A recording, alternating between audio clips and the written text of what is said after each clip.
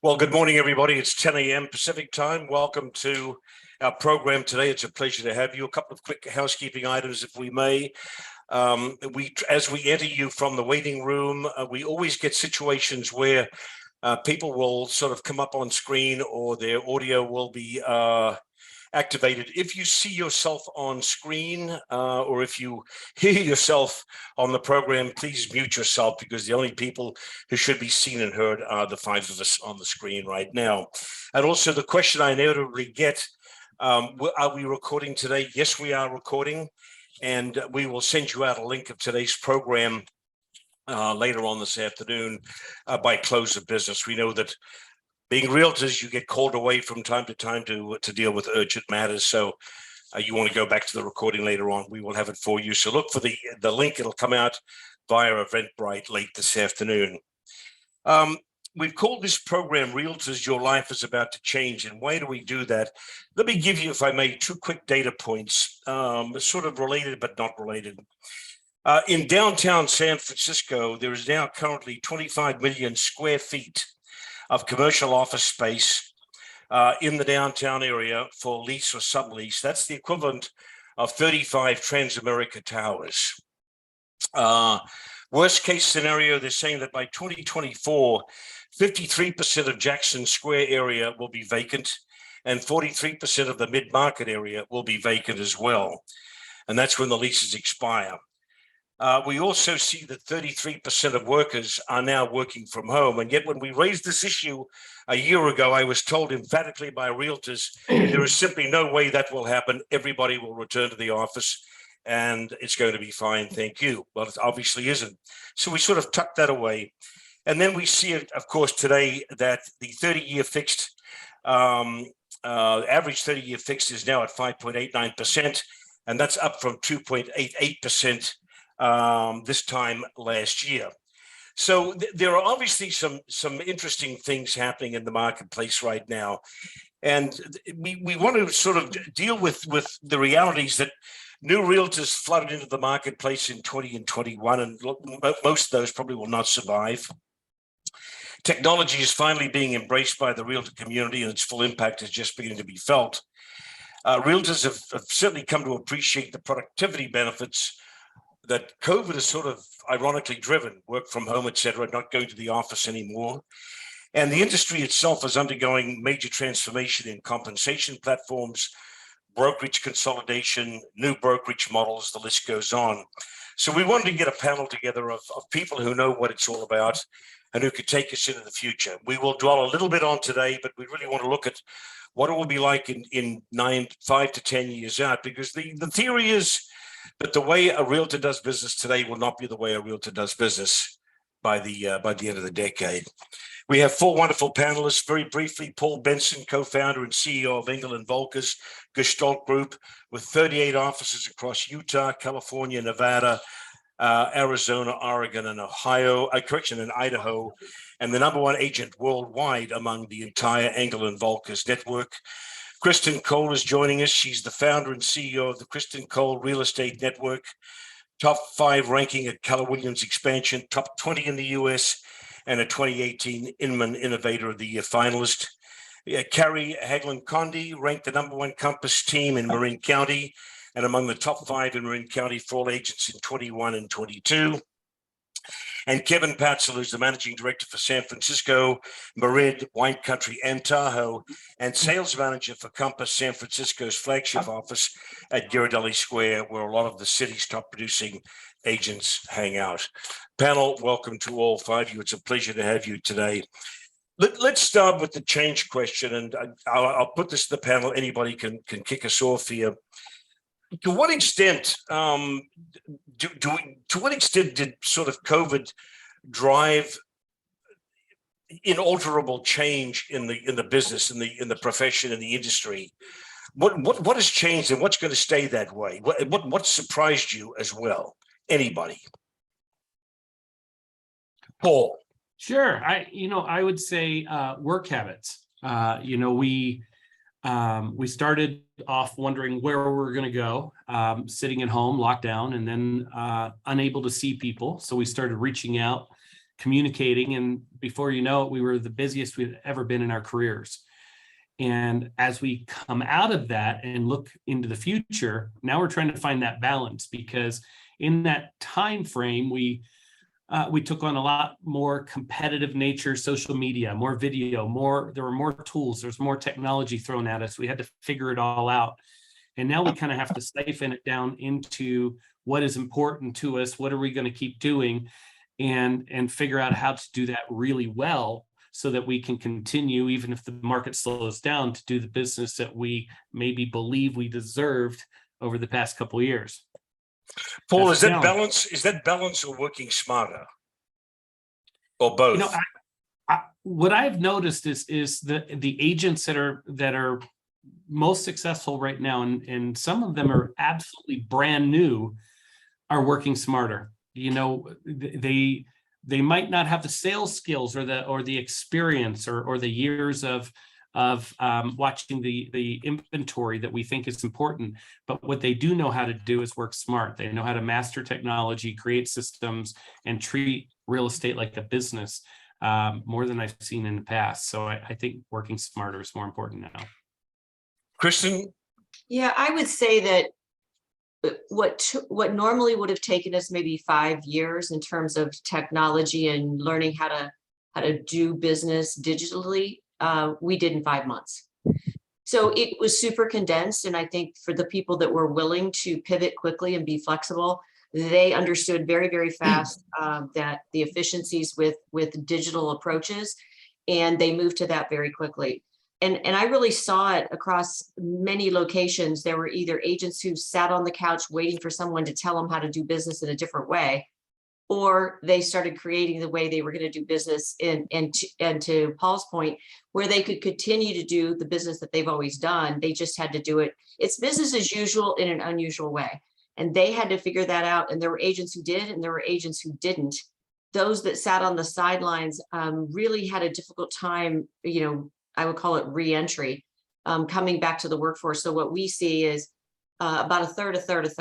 A third came back and are working in the offices. A third are doing both, and a third are staying home. So what we thought was going to happen, you know, it was interesting because it never happens the way you think it is, because we've never seen this before. But the people that were willing to be innovative, the people that were willing to look at digital approaches to doing business, for instance, digital open houses, et cetera, are the ones that won. And those are going to be the people that win in the future as well. Kevin, you're on mute.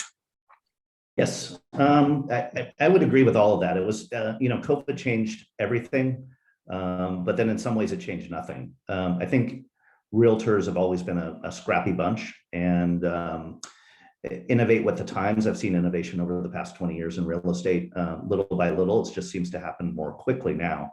And there was a lot that was going on, not just with COVID, as we were learning to work from home, but technology was getting better. There was more competition, so that was pushing people to do new things and try new things. And I kind of liken it to a pendulum, where we, especially in the work from home, where everything just shut down. That was one pendulum swing. And now we're just kind of coming back and trying to figure out, we're not going to go back into the office full force, but there is some kind of medium there that we're going to land on and happen across, that I think agents will find their balance, if you will.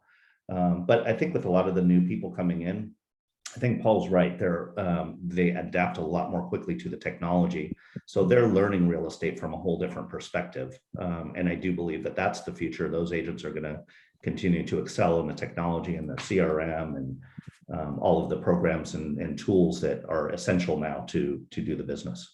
And Kerry? I would say for me and for our team, what I was amazed at was how efficient the process was. Once they let us out of our houses in May and we became essential workers, what real estate professionals could do was such little. We didn't need open houses. We didn't need any paper collateral. It was all word of mouth. It was all technology. I think I agree with you. I think those who could pivot and adapt thrive. And I think there are things that will hopefully, you know, we won't go back to. I think that open houses are probably only beneficial to get more business for agents. We don't need them. I think all the paper collateral is probably going away.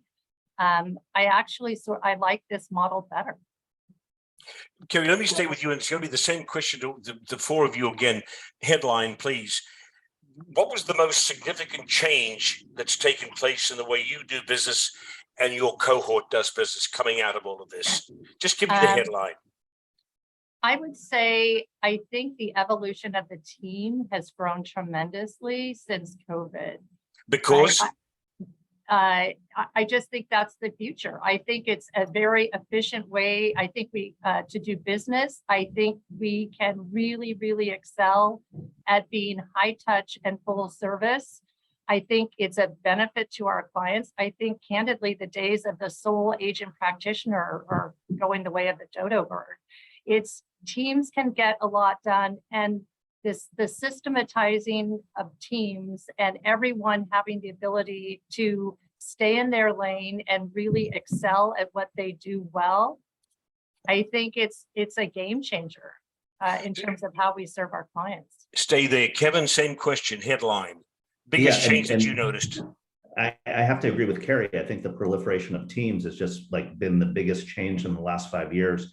I think principals are being asked to do more. There's a lot more business to go after and to take. But to do that, I think it requires support. And that support comes with the specialization of each team member. The best fine-tuned team has people that are doing just the thing that they are best at. And they're all working in concert with each other to produce more and to work more efficiently. So at 100% Kerry, it's the proliferation of teams. Yeah. Kristen, same question. Yeah, I mean, I think that the trend away from being a solo agent has been happening for a long time. This just exacerbated it. So I think what we've done is we've gone from a seller's market to a skilled agent market. And in order to be a skilled agent as a solo practitioner is very difficult, especially with the new, 90% of the agents today have gotten into the business after 2010 and a super majority of them after 2015. So they're not a highly skilled group when it comes to a normal market. So those agents who can be part of a team and actually be a skilled agent is very different than what we've just come from. And I would say this, also, I think it's super important to consider, how do you create a system such that there's no lead left behind?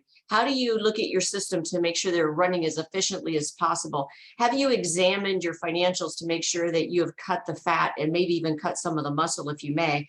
And then have you examined your capacity to make sure you've got the right people on your team? And capacity probably has changed, meaning the number of people it took to do the job or run the team before has been scaled back because you've been able to find especially initially during the pandemic, we actually made hires with people that were furloughed, and we were able to change the capacity of our teams with really skilled leadership. So, Kristen, are you agreeing then with Kevin and Kerry that the movement to teams is the preeminent change coming out of this period? Yeah, I mean, I think it started before this period. This just exacerbated, made it move faster. Okay, but Paul, same question. Most significant change? Well, I think we're reacting to a more educated buyer. Kristen said it best. It's kind of like we took 5 years of a learning curve and condensed it in 5 months. But that's not just the agents; that's the buyers. The buyers have learned to do their due diligence up front. They've learned how to embrace videos and Matterports and so forth to make decisions on homes and buy them sight unseen and be less emotional about the purchase, that's a major shift.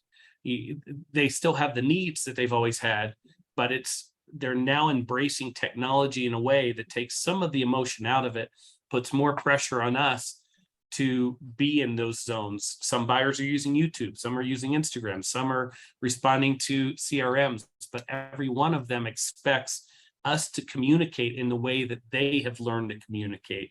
So the need for the team, it almost becomes a necessity because we can't be something to everybody. We have to be skilled at what we do. So working with those that may have skills different than yours, informing those teams, that's the only way to truly serve who you're serving. Paul, question. Let me start with you, and I want to get you in on this too, Kristen. Are agents, let me just use the generic term agents, are agents more sophisticated professionally today? And let me tell you why I asked the question. I want to throw this up as an example. I purchased a piece of property a year ago, 1 year to the day. I never heard from that agent. I expected perhaps an email that said, hey, it's your birthday. How's it going? Nothing. I'm a subscriber to the belief that there has not been professional enhancement on the part of the agent community. Am I right or wrong? Paul? I think there's more of a pressure to do that. There's always going to be a place for that agent that's done this for the last 30 years that maybe has not embraced a CRM or maybe has not embraced Instagram, but knows every single home on every single block, who bought it, when, how, and why. And that is an expertise that is, that you can't necessarily just log on someplace and tap into that. But for those that don't have the 30 years of experience, yes, I definitely think the bar has been raised as to what is an expectation. Now, we just came out of a boom market, which means people that may not have mastered that bar may have faked it a little bit more than any of us admit. And so they may have been successful over the past year, but that does not necessarily mean it's going to stay in the next future years. You have to have a solid business foundation and an expertise, I think, to continue to succeed. But Paul, my question was, has the general level of professionalism been enhanced? I believe so, yes. Kristen?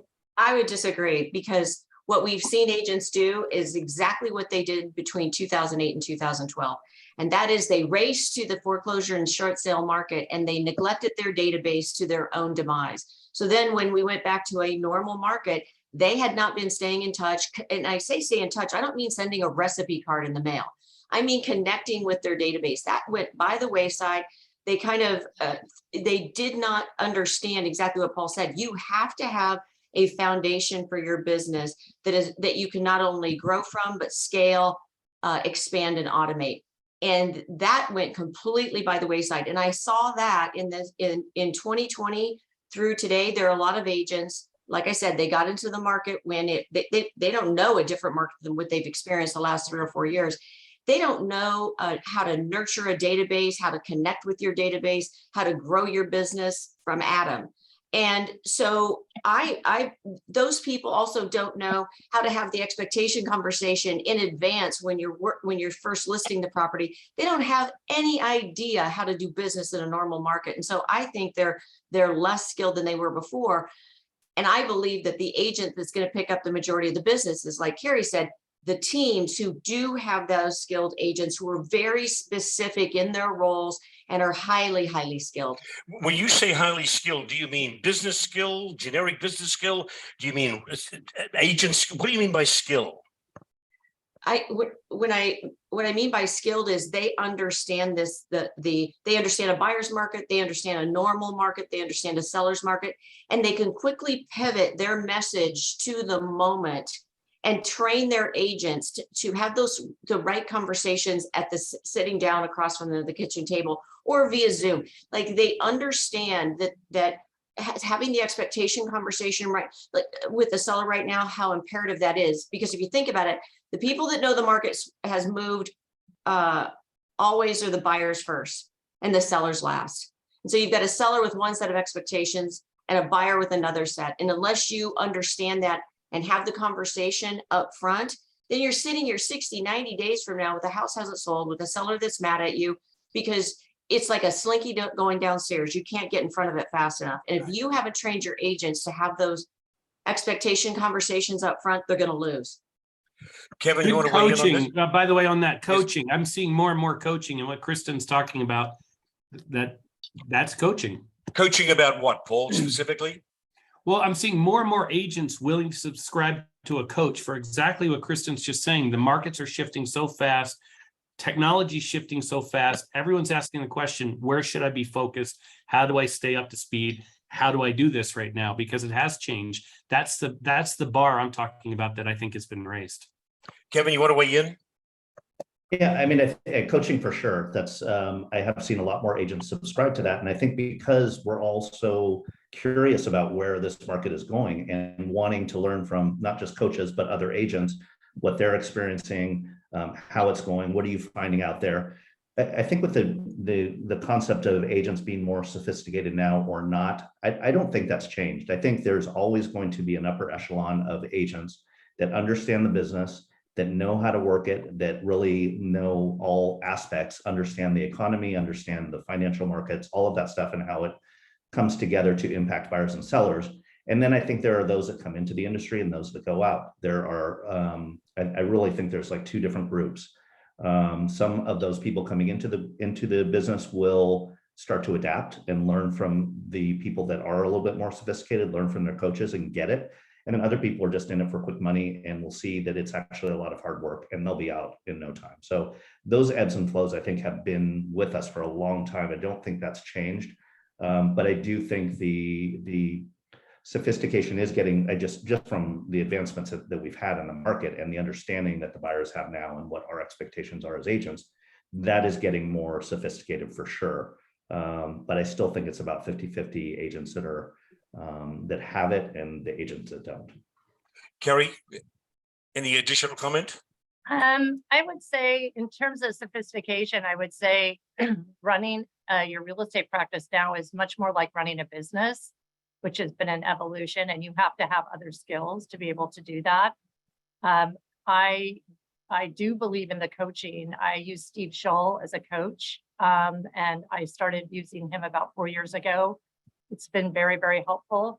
I brought on someone to be the sort of COO of our team to run the business side of it, the scaling, the systematizing. But at the end of the day, I think that the ones that will make it and the ones that it will excel, it is, to all of your points, real estate at its core is a relationships business. And I think people that came in, maybe have been in the last just few years and they see the technology and the frothy market. As you were saying, Kristen, if you are not taking care of your clients in your relationships, you're not going to succeed long term. It is the core of our business. At the core, it's a repeat and referral business. It should be. And I think that those that have been in for a long time know that.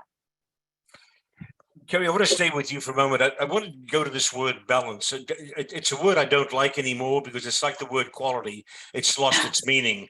But let's use the terminology or the nomenclature if we can. I don't want to be spiritual, but I want to get inside the sort of the gestalt of life nowadays. The reality is, aren't we leading a more balanced life coming out of COVID? As an agent, just as I know in my life, I'm much more productive. I'm spending much more time on the people who count. I don't suffer fools as gladly as I used to pre-COVID because COVID taught me some lessons. Have you found more balance in your life, and what does that look like? I'm going to ask the four of you the same question. What does it mean to you? Were you asking me? Yes. I'm sorry. So that's a great question. Obviously, I don't think anyone on this call has ever worked as hard as they have in their life as they have the last 2.5 years. So I can't say balance is an everyday thing, but I certainly think we all, myself included, have a new perspective on what matters in life. And what is that? For me personally, it's quality time with the people I love and being able to take time off. So where in the spring, I can't tell you I have a balance every day. I do make sure that we get away, we have chunks of time in the summer and in December and early January where we travel and we get out of here. And it's important for my team to be able to do that as well. I would also say my morning routines. I do every morning I meditate and I do some sort of exercise, usually hiking. That is how I start my day. And I have to end my day by reading. And so that's sort of a non-negotiable for me. And so I think everybody's definition of balance is personal, but absolutely. Are you working harder today than pre-2020? Or are you working smarter? You are? Well, I'm working smarter, but we are also, we're working a lot. I mean, we live in Marin County, and like many places, we're an area that had a huge influx of business during COVID. And so we're working a lot, but we are working smarter. Same question, Kristen, to you, if I may. Balance. Yeah, I would say I live a counterbalance life. And I would say I am not a multitasker. I call it be where you are. So wherever I am, I'm super hyper focused on that. I would say I'm working harder than I've ever worked in my life, not because of the business being harder, but because of the problems that people perceive as problems during the last 3 years create massive opportunity. And so for me, I'm working a lot harder because I would call it, I'm taking advantage of those opportunities that everyone else sees as problems. So as an example, just in Arizona, I've gone from having an office with 300 agents to now having multiple offices across the state with 1,700 agents, just because those opportunities showed up. Because like in any shift, you're going to, your business practices are going to be revealed. And there's a lot of folks who, during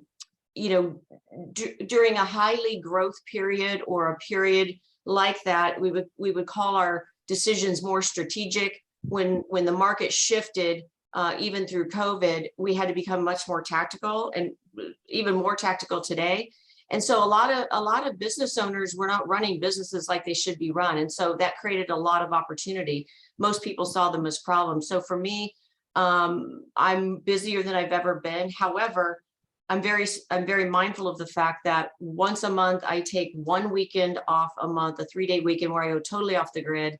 Once a quarter, I take at least a 1-week vacation, because that's the only way for me to stay. I start my day at 3:30 in the morning. I work really hard for a very short, so I sprint, and then I have to recover, right? So I'm looking right now for opportunities that other people see as problems. So I definitely would say I'm working harder, but the counterbalance is, if that happens 1 week, on a Sunday, I'm looking at the week coming up, and I may have to replace some things because of being out of balance the week before. So it's constantly counterbalancing. Are you working happier? Are you happier today professionally than you Way were in happier. March Yeah. 2020? You are. I was just telling my dad, I was talking to him last night on the phone, and I said, Dad, I've never been happier in my life. So that's true too. Paul, anything to add to this? Yeah, I think it's interesting that if you asked a lot of us, much like Kristen's answer, even though there's all this talk of going into a recession and all this noise out there, I say don't read the headlines, because I think most of us right now in this industry are finding our happiness right now that maybe was harder to find last year when we were busier than we've ever been. So I do think we're finding that right now. I do think we're learning to work smarter, and if you like what you do, you're not really working, right? Kevin, what are you noticing amongst your swath of Compass agents? I think a lot like what Carrie, Paul, and Kristen just described. I think people are working, maybe they're working harder in the moment, but I think they're also finding that time to decompress and get away from work and just focus on themselves. So I think if you call that balance, I think that's happening more often. But when people are on, they are working hard. But I think they're looking forward to that trip next month to Europe. And I think that kind of motivates them to know that they're going to have that break, or know that they're going to have some time off. And I'm seeing that a lot more with agents, that they will take a month off, or not a month. Well, some actually do take a month off, a week to a month off at various times during the year, and are really finding that that's helping them to keep that balance. So Right. I don't think anybody's working less hard than they were in the past. I think we're doing more of that, but I think we're also either playing hard or relaxing hard, if that makes sense. All right. I want to wrap up this segment with, I want 25 words or less from each of you. Paul, start with you. The most significant lesson you learned in the last 3 years professionally has been? Stay in touch with your clients. I think you've heard it a lot on here, but absolutely, I still believe this amazing real estate storm started because we had to get back in touch with our clients, and we got comfortable with that again, and we just can't lose that. Kristen, same question. Yeah, I would say that most people are looking for some massive opportunity. They don't understand that small opportunities surround them every day. Big ones seldom ever come. And if you're unwilling to pick up the small ones, you're never going to see the big ones. number one. And number two, happiness is what you find on your way to fulfillment. And I think that that's how I would sum up what Paul just said about we're happy, we're working harder, but we're also happier being where we are when we're not working. So happiness you find on your way to fulfillment. Kevin? I'm going to say compassion and communication. Compassion in that we're all just doing our best and we're all trying to make things happen. And with communication, we can understand that a little bit more, where the other person's coming from, and communicate when we're not happy about something, and in both ways. And Kerry? I would say pick up the phone. Texting and emailing is not, and that's maybe my generation. Text and emails are not always the best way to do it. The phone is always a great communication tool. Then why is it I can never get a real estate agent on the phone? It's an old law. People are losing that skill, but it's important to remember. And I would say one other is be authentic. Be you. Don't try to change what you're doing because somebody else is doing something on Instagram. You got to be you. All right, let's go into the future, folks. Let's design the agent of the future. Let's design the team of the future. Let's use them interchangeably.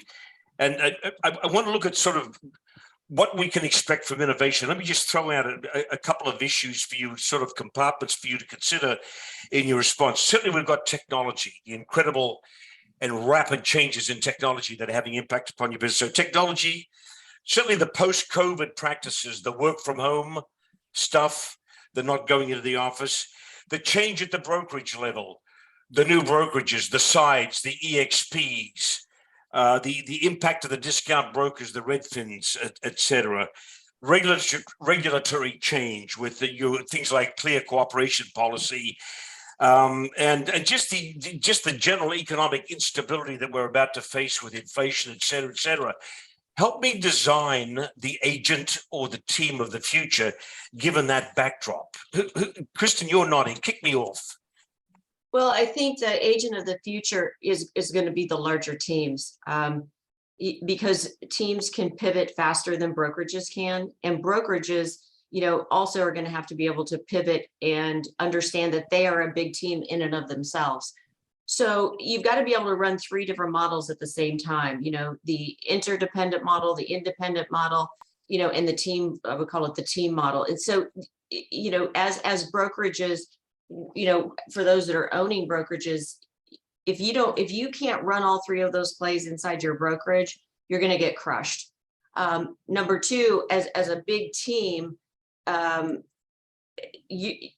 going to be, you are a safe ship in the harbor. Think of yourself as the lighthouse, and these ships are all going to come to you, meaning solo agents, because it's very difficult for a solo agent right now to compete against a team like Carrie's.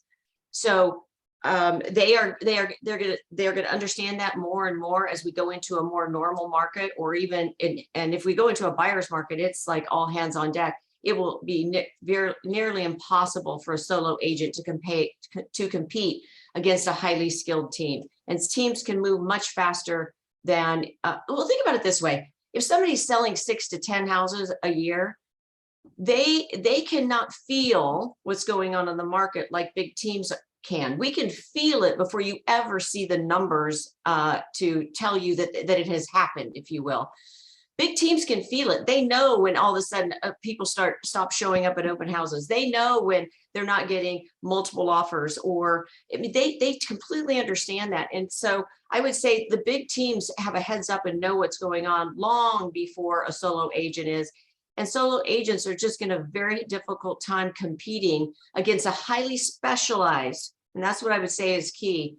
Is big teams, it's not just having a big team, but a highly specialized team, right. Having listing specialists, buyer specialists, having a director of operations, having the closing coordination, the listing coordination, every piece of the business highly specialized. There's no way a solo agent can compete against that. All right, so move to teams.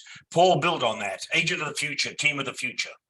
Paul? Yeah, I think there'll be an evolution because it was really easy to form that team in the last year. Business was there. So some of your mistakes were hidden. So you might have been a top agent just because you had a good database and felt like you could open your own brokerage with one of these different models like a side or an EXP. You go out, you have your friends join you, but now comes the exposure. Now comes the moment where the market shifts and you have to you have to have better follow-up. You have to know your stats. You have to know what marketing's working. You have to actually be a business. So I think we're going to see a little bit of an adjustment there because clients are going to have the experiences with some of these teams that are not first-class experiences. Even if the agent might be a first-class agent, the actual experience might have a lack of support that comes at a time where a client may be feeling the market shift is going to expect more of us. So I do think there's going to be a little bit of an evolution there where, those who have a professional approach and are service focused will rise, and the rest might adjust. Let me be specific and ask you this first question. What will an ideal team look like in terms of how it operates professionally? I Be think specific. it's very market specific because San Francisco, I think you're selling less units typically per agent because of a higher price point, more relationship. Whereas, there are agents in Arizona, for example, that if they're not selling 100 homes a year, it's more of a machine. So I think that's a very market specific question. But, for me, I would define a perfect team in the majority of the luxury markets that I touch as you have somebody on your team who's an expert at digital communication. You have somebody on your team that's an expert in technology and CRM management, lead generation in general. And then you have somebody on your team that's absolutely going to be focused on relationships. That's a hell of an investment, I might add. So I'm hearing Kristen says you're going to have to move to teams. Paul says, yeah, okay, we got there, but now we're going the team concept's going to evolve to something more specific. Kevin, what do you think it'll look like? Well, I just want to say I don't think the era of the individual agent is dead. Okay. In fact, I think, yes, the teams are proliferating. I think we've all agreed on that, but solo agents can still manage their business. And one of our prime focuses as a brokerage is to provide the services and the tools for them to work on their own. So one thing I want to make clear is not every agent is a good manager or a good team leader.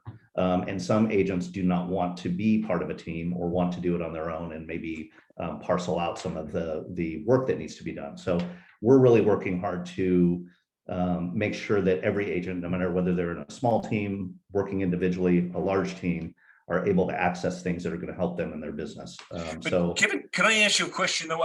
We did our leading 100 list this year, and I was surprised by the transition or the migration to Kristen and Paul's point of top producing individual agents who have gone over to teams. I mean, it was a tsunami. If we don't deny, or if we accept the fact that agents can survive individually, can they grow their business though?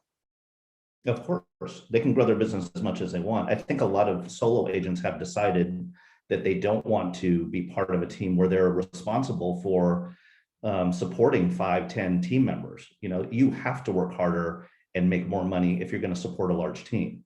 So somebody may want to say, hey, I'm okay with making $200,000 if I just do this on my own and call it a day.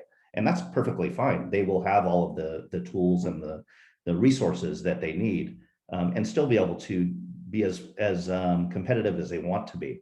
If you want to go to that upper echelon and the higher numbers and multi-million-dollar productivity, you're going to have to work on a team. And then when you're working on a team, all of what we said is true, that you're going to need to segment, specialize, have people doing specific things on that team. I just want to make sure that we know that that's just one approach. And also, if you look at the teams on your list, on the leading 100 list, that could be a solo agent with 2 assistants. That could be a 20-member team. That could be 2 principals joining together so that one can work while the other one's on vacation. There are so many different ways to form a team that it's really hard to generalize that we're all moving in this one area. That said, I do believe, I know I'm all over the place here, but I do believe that teams will start to, there will start to be a more specific way that teams are formed with like as Terry has a director of operations and maybe a manager, a listing agent, a buyer's agent. And I do think that that is going to offer more opportunities for people to get into the real estate industry without being a principal. So I just said a lot of everything there, but Kerry, before I go to you, Kevin, I just want to stay with you for 1 second though. Let's take the premise that the individual agent can survive and can prosper. Okay, what will be the greatest effect upon that individual agent going forward? What all those sort of background factors I just read to you, innovation, technology, etc. What are going to be the factors that most impact that individual agent who wants to survive and not get taken out by Professor Darwin? Yeah, I think they're going to need to work with brokerages that are there to support them, that can give them the tools and resources that they need. Yes, maybe they can't do it alone as their own brokerage, as their own agent. Maybe that will be a little difficult because it will be hard to cobble together all of the resources that are needed. But there are many brokerages out there that are offering services and support for agents. So I think just aligning with one of those brokerages. So obviously I don't see the brokerages going away. I think that's going to continue. Yeah, and Alf, I think we're all saying the same thing, and maybe the team is a loose word. Is like if you have the right support at the brokerage, that is your team. Right. And I think the key word there that Kevin said was support. As long as you have the support to be a specialist in those areas, that's your team. Kerry, comment? In terms of the future, I would say, my experience is as on a team. So I would add to that just that what ingredients are important on a team, in my professional opinion, and those are obviously number one, culture. You all have to have the culture has to work for everybody. There needs to be a synergy between everybody on a team. The best teams, everyone, they're problem solvers. So I think that I'm thinking more of sort of the skills that are important. And so those would be, and I think the final one might be, you are all aligned with your core values.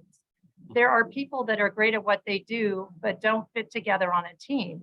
No judgment, but you really need to pick your team members carefully.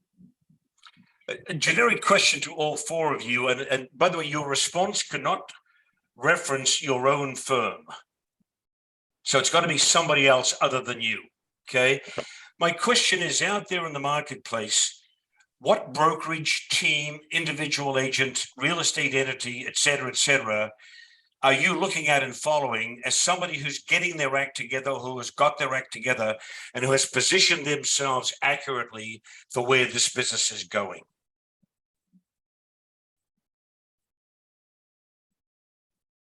I would say real. Go ahead. Well, I think that they've taken the best of a couple of different brokerage models and created a very, a great model. You don't see people leaving, that you don't see the attrition out of that model or that brokerage, or I shouldn't say brokerage, that brand nearly as much as you do the typical industry breakage that we have. And I think that it goes back to some of what Kerry said about culture. When you have the right culture, and I believe that this franchise has to have, it will become either the attractor for you or the repellent. So the culture, it'll be difficult to create or to actually hire an agent that's not part of your values, your culture, if you know what your culture is and you're living it. Because if you are, you will repel the people who don't want to be part of that, and you will attract the people who do. So I think getting super clear and on your culture and making sure that your vision for where you're going is more important than the person. And that means the culture's got to be king. And why did Real do that? How'd they do it? That's a great question. I think, they have solved some problems that I think early on some franchises, the way they were developed and the model that they were developed under needs to change.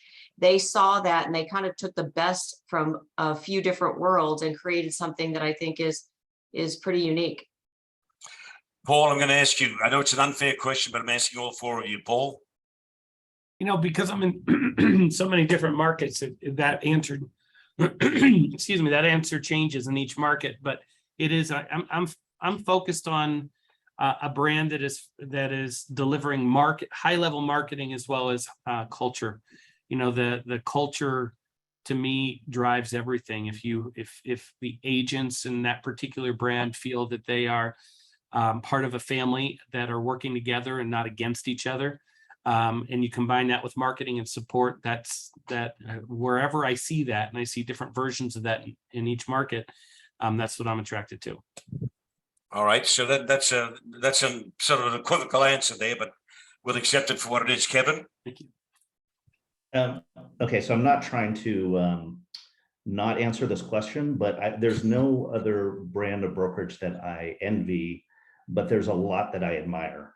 But I admire them for different reasons, and they're not like, I don't think any brokerage has the full package or the full answers, and I'll include Compass in that. We're all struggling to find the perfect formula, and we make some wins and we make some mistakes. And I think I don't know where we're all going to shake out, or who's going to come out on top, or what the exact formula is going to be that's going to resonate with the most number of agents. But I see aspects of it that are intriguing enough to either adopt their practices or mirror what they're doing, or learn from them. So I think we're all kind of learning from each other, quite frankly. All right. Kerry, I won't put you on the spot on this one. Thank you. It's right. Let me just ask you, I want to just move over to, again, going forward, next 5 to 10 years, how has the customer or the client, the buyer or the seller changed? What have we noticed? What can we expect? I'll pop in there that I think Paul said it, the buyer is definitely more sophisticated. They know, they're reading charts and graphs and listening to economists. They're talking to their friends more so than I think they've ever done. Plus, we're feeding them information. Whether they're getting, emails or information from multiple agents, they're just smarter. So they know what they want, and they're more sophisticated in that respect. And I don't see that changing, but I think our job is to work with them collaboratively, not to necessarily try to outsmart them, but really accept what their knowledge is and add to it with what our knowledge is, and come up with a collective decision for both buyers and sellers. But Kevin, that's excellent textbook. But I'm more concerned with when a Compass agent tomorrow comes in against a 36-year-old techie who's wants a transaction. How is it manifested? Because I'm still thinking that it's still business the same old way. Let me show you the numbers. Let me take you through it. It's the same thing, agent after agent. How does that change going forward? Do you want me to say that there are those people that think they know more than everybody else and are difficult to work with as clients? There's more of those, I would say. There are definitely more of those. And that just goes back to the ability for the agents to understand how to work with people, and it's human nature. If somebody wants to be right, you need to find a way to make sure that they know that they're right, but also infuse a little bit of knowledge or education in the way you present to yourself. So maybe we need to be more sophisticated at psychology or how to deal with people. But yeah, there are a lot more of those people that think they know everything, and we have to work with them. They're the buyers and the sellers. Kerry, how are you dealing with the new breed? Well, I would say I agree with everybody that buyers today generally are, especially younger ones, much more sophisticated. It is really much more of a collaborative experience. They are pulling up data, they're pulling up listings, they know about things a lot faster than most people. I would say the other thing is people are much busy. I hate the word busy, by the way. People glorify busy, but they are. People have a lot more going on in their lives. And my experience is that people expect and want and will pay for a full service agent. Not only are you should be their trusted advisor, but if it's on the listing end, we do everything now. And that, I think, really complements the lives that people lead today. Normally, when we take on a listing, by the way, our listings are at 3% on our side. We are at 3% because and everybody else should be as well, we do so much. We're now renovating houses. I mean, here in this part of the world, the expectation is that the house is completely renovated before you put it on the market or close to it and staged. So to your point, Al, your question, I think that buyers today expect the service, a high touch, trusted advisor, and being very responsive. I mean, I'm sorry to say, but people expect responses quickly. Quick flip around the board. I just want a yes or no here. I don't want an explanation. Paul, will the commission structure at the agent client interface level be the same in 5 years? I believe so. Yes or Yes. no? Yes or no? Yes. Kristen, Yes. Kevin, Yes. and Kerry. I think for the right clients, yes. I think the clients that really understand and appreciate full service, absolutely. Chris, let me go to you. New breed of client. They come in, they're wise asses, they know everything. They've got all of this information around them. There's a plethora of information. How are you dealing with them? How will you deal with them? I think the number one skill set that agents should acquire is a question-based skill set. So for folks like that, rather than trying to tell them anything, if you can get through a sit-down appointment with a buyer or a seller and never make a statement and only ask questions, you're going to win. And it's also going to reveal very quickly what the motivation is and where the information is that the buyers and sellers are basing their opinions on.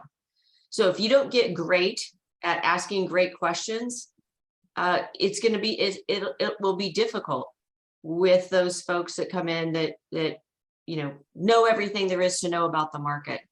I think the danger is those people that try to make a bunch of statements because it puts them in a corner. I think you've got to ask great questions. So it's listening on steroids.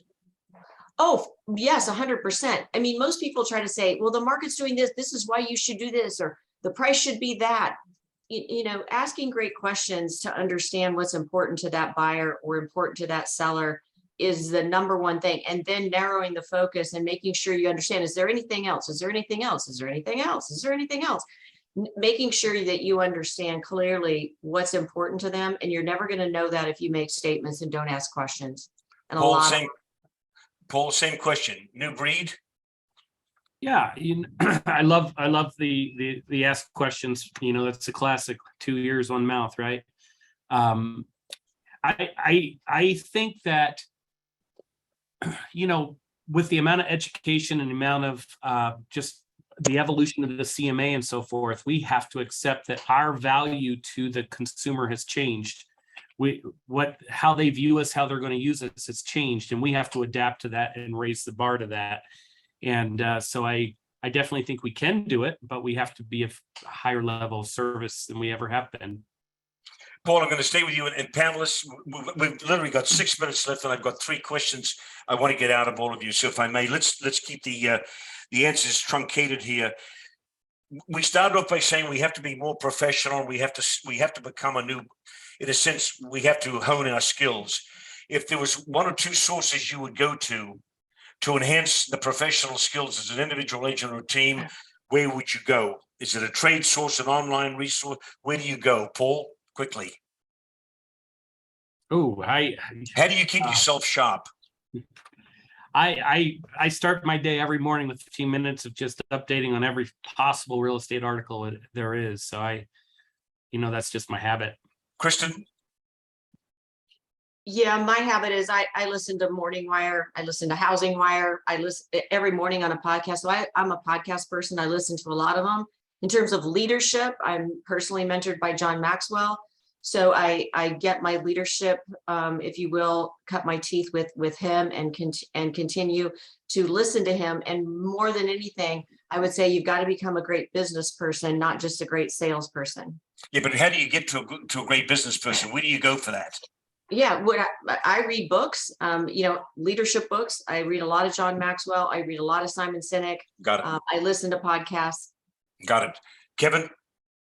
Yeah, I think all of that stuff you need to take in. Coaches, reading, social media, people, podcasts or whatever, but I think it's most important that you listen to the people around you, the other agents in your market. Your peers. To hear to your peers, to hear what's going on. Those are by far the most, and networking, but those are by far the most value that I see agents getting out of even being with a brokerage where there are other people around, is just listening to what everybody else is doing and what they're saying, and trying to emulate some of the professionals that you believe are doing a great job. Kerry?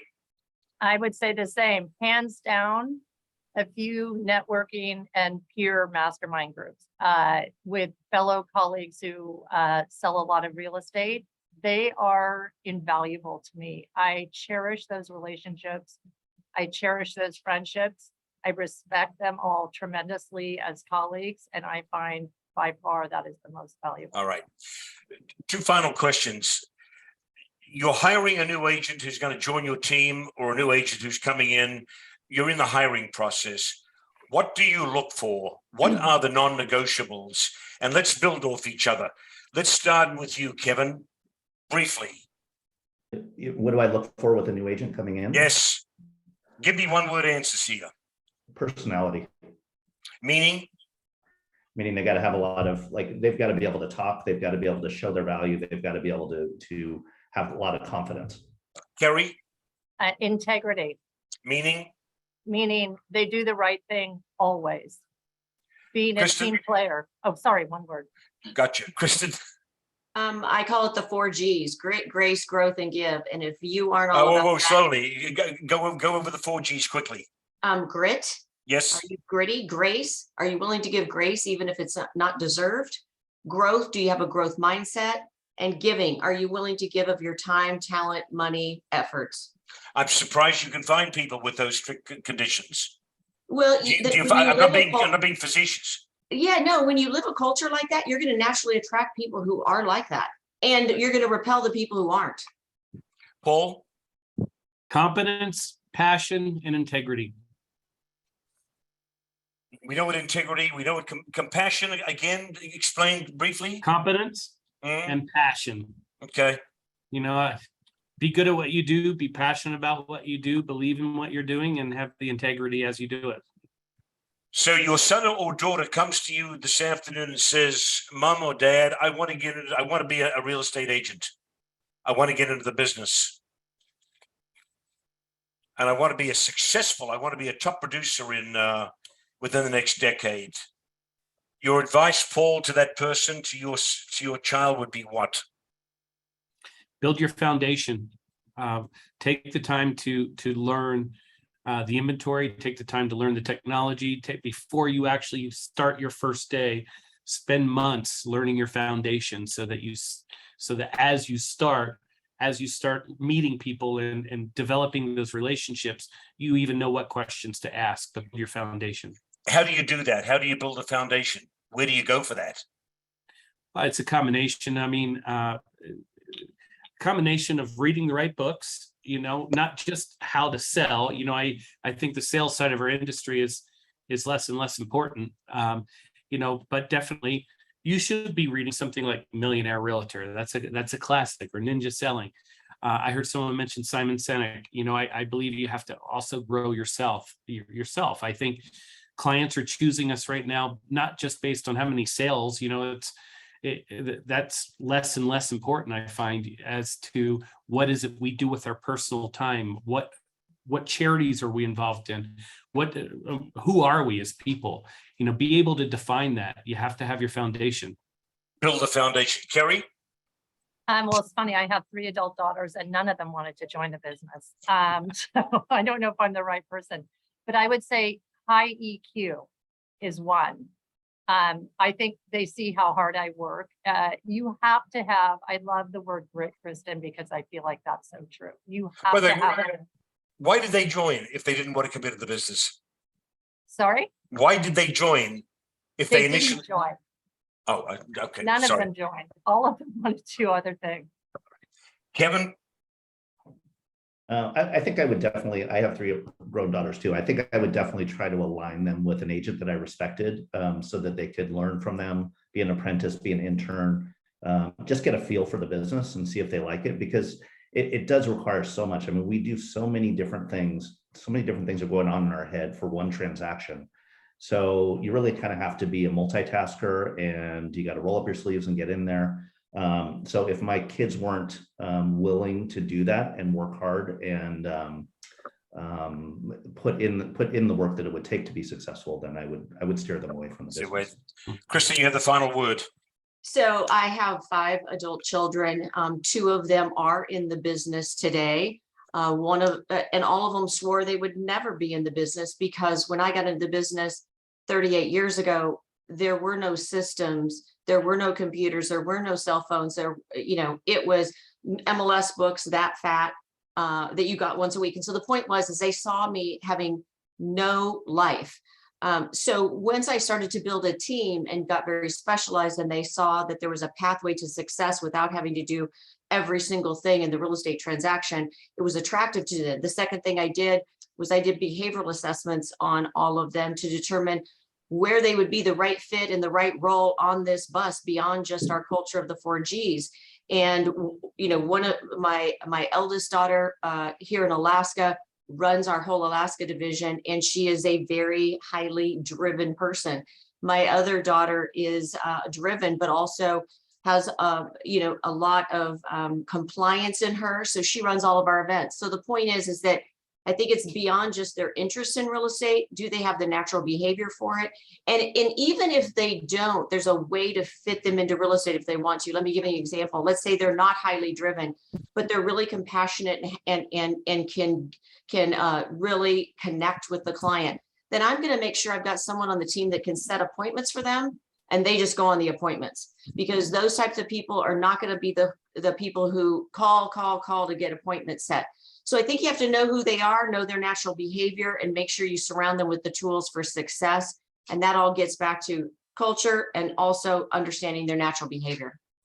Kristen, I'm going to end this by saying I never wanted to be what I am today. I wanted to be a doctor, but I'm from Australia and I couldn't get into med school. So hence career went over here. Knowing what you know today and knowing what's coming down in the next 10 years, if you had to make the decision to get into real estate today, would you do it?